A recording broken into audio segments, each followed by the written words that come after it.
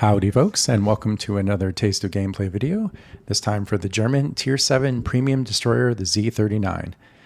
I wanted to show this game because I'm going to do the thing that I always say not to do, which is I am actually going to lose my ship at like the 5 or 6 minute mark, but I am showing this video because I think it showcases the Z-39 and it gives a little bit of a good counterexample because every rule in World of Warships can be broken from time to time. There are times when it's okay to lose your ship, and I'm not necessarily saying this is one of those times. You can judge for yourself. I think, in my opinion, I play pretty well right up until the very end.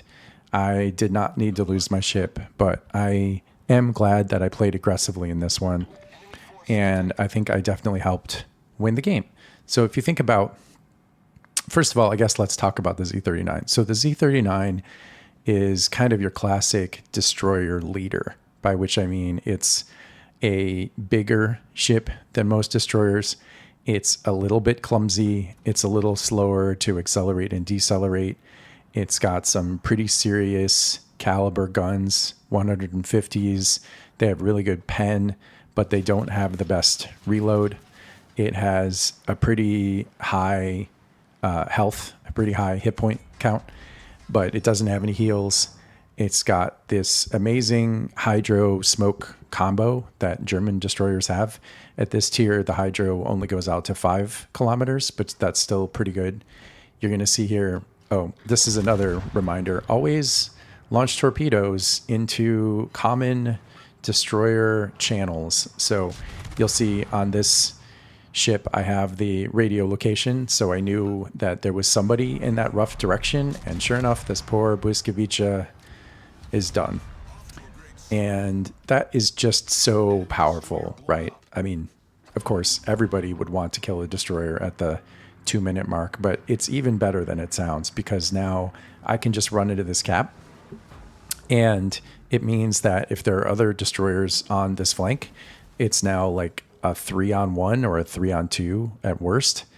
And it turns out there are other destroyers on this flank. There's going to be, I believe, the Mahan.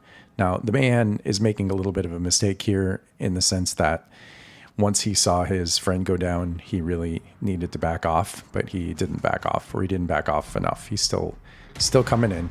So we're going to take him out as well. This is what the Z-39 is best at. It is best at fighting other destroyers. The long reload on the guns means that you're not going to get a ton of damage into other kinds of ships. And, you know, the poor HE DPM means that you're not necessarily going to win battles straight up with other destroyers, but you have so many hit points, and you have this hydro, and you have the smokes, and yeah, it's just really easy. Well, not really easy, but you can get into situations where you can play assertively and aggressively. Now, I'm going to chain that directly into this other Mahan. Okay, that was the Gade, right? That was the Gade, but I'm going to chain that right into this other Mahan. I want this Mahan off the map. Now, here's where I'm about to make my mistake. I don't think it was a mistake to pursue this Mahan. I think that's the right call, but I'm not going to pay enough attention to this Chumpvon that's charging in here, and I'm going to take a ton of damage from him. You got to remember smoke fire, right? I'm going to try and smoke up and use that to shield me from this Chumpvon, but I'm going to fail because the Chumpvon is too close and my guns are actually pretty high caliber. I should not be taking this fight in such a way that I'm so obviously next to the Chumpvon. This is a mistake. I'm going to do a pretty good amount of damage to the Chumpvon, but he's going to get me. So let's watch that play out. He's too smart to take a torpedo. So at this point, I should be running away. I should absolutely be running away. He can't see me. And why did I switch to the AP? Yeah, so this is not my finest hour. I'm not used to playing destroyer leaders. I don't often play German destroyers. Yeah, right here, this is my mistake. I should absolutely be running away. There's no reason to shoot at this Chumpvon. He's blind firing me. He's going to do a pretty good job. And now he's close enough that my smoke fire kicks in and I absolutely throw my ship away. So right up until about 30 seconds ago, I think I played that correctly. But even though I lost my ship and I blew it there at the end, I still think this game is a good representation of what the Z-39 can do. I mean, we dominated the destroyers on this flank, and we killed all three of them. And we also took out a cruiser. Not single-handedly, of course, but like we've pushed up so hard on this flank, and we have such a great position. So I decided I would actually show a good bit of the rest of this game. We're going to watch together maybe another 3 to 4 minutes of this. And I want to kind of use this game as an analysis tool or like a learning tool, because I knew once the game got to this point that we were going to win. That not only were we going to win, but this was actually kind of a blowout. And yes, we're 2 ships up, but another person might look at this game and say, well, it looks pretty even. I mean, they have 1 cap, you have 1 cap. Yes, they have fewer ships, but they have a lot more hit points on those ships. Look, you just lost another destroyer. Now it's only a 1 ship lead. You know, this doesn't seem that great. And I'm certainly not saying this is an unwinnable game for the Reds, but I had a high degree of confidence. Why? Well, look at our positioning.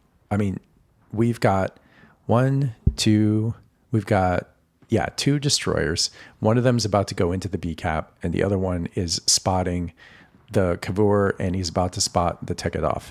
They have 2 destroyers, but they're not doing much of anything. Like, we have a Mackinson, but he is kiting away from them.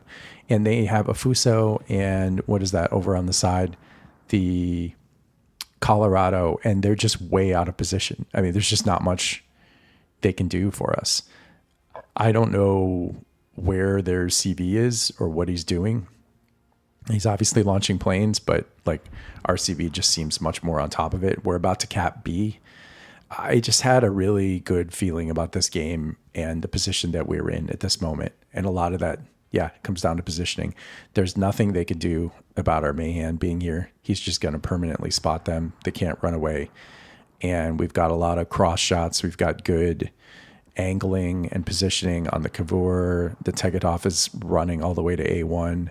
That's not going to help him very much. We're going to watch that duel here in a second. Our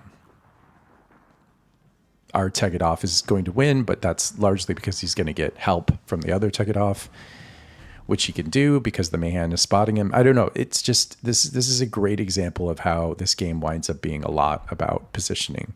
Like, they have to push into us now. They've got both their destroyers basically on top of each other, which is a problem because, destroyers are there to hold position and to spot, but they're overlapping each other way too much. Anyway, I mean, of course, it still takes quality play to turn these positioning and cap advantages into a win. Obviously, our team could give this one away. That could totally happen. But I would much, much rather be our team than the other team. Even though we're only up by 1 ship, I would much rather have this position than the other team's position. See that Tegetov, he had nowhere to go, right? He had nowhere to angle because he angled to the battleship in front of him, but the other Tegetov had a cross shot on him, which he took and did enormous damage. And now we're up 2 ships, and we're up 1 cap, and we're up 160 points. This Cavour can do nothing. I mean, he's got 5 ships shooting at him. He's toast, right? We're going to take him out easily.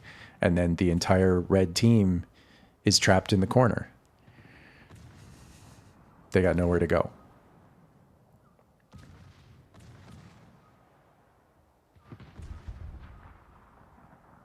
Yep. Down goes the Cavour. Oh, well, not quite. It's coming. I promise. It's a tease. They're making us wait.